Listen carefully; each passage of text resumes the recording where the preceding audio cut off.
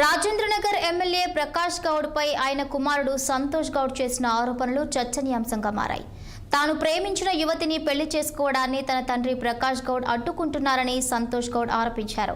తమకు ఏదైనా జరిగితే అందుకు తన తండ్రి ప్రకాష్ గౌడే బాధ్యుడిగా భావించాలని వ్యాఖ్యానించారు.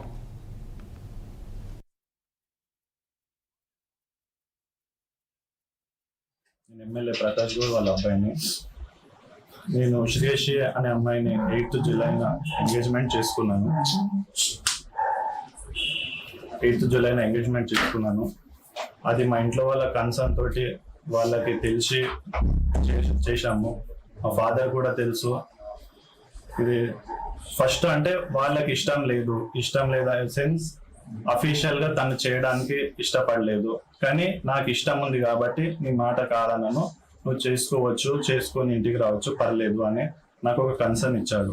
ఆ హోప్ తోటి నేను వాళ్ళకి తెలిసిన నేను అఫీషియల్ గా మేము మా క్లోజ్ ఫ్రెండ్స్ వాళ్ళతోటి మేము ఎంగేజ్మెంట్ చేసుకున్నాము. అది కూడా వాళ్ళకి తెలుసు.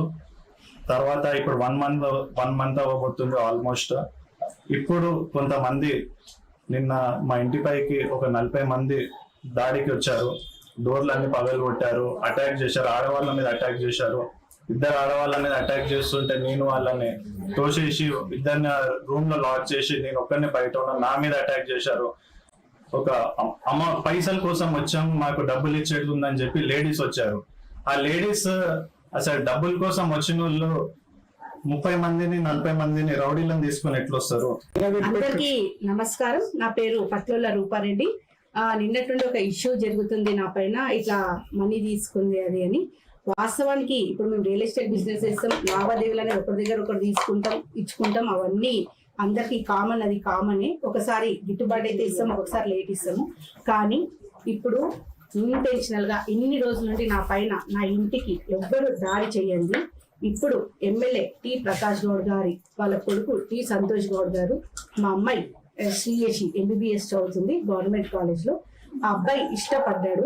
అబ్బాయి ఇష్టపడి మా అమ్మాయిని ఖచ్చితంగా నేను పెళ్లి చేసుకుంటాను అని చెప్పి అబ్బాయి ఇష్టపడి నా దగ్గర మాట్లాడినప్పుడు జరిగినప్పుడు నేను ఏం చెప్పినానంటే, చూడమ్మా, ఇష్టపడతారు, అది కామన్. ఏదైనా పేరెంట్స్ డిసిషన్ చాలా ఇంపార్టెంట్. నాన్న దగ్గర కూడా డిస్కస్ చేయని చెప్పినాను.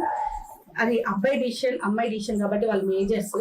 ఇప్పుడు ఒక ఆడపిల్ల తల్లిగా నేను ఎప్పుడైనా ఒక ఆడపిల్ల తల్లిగా ఆడపిల్లని మనం ప్రొటెక్ట్ చేసుకోవాలని అనుకుంటాము.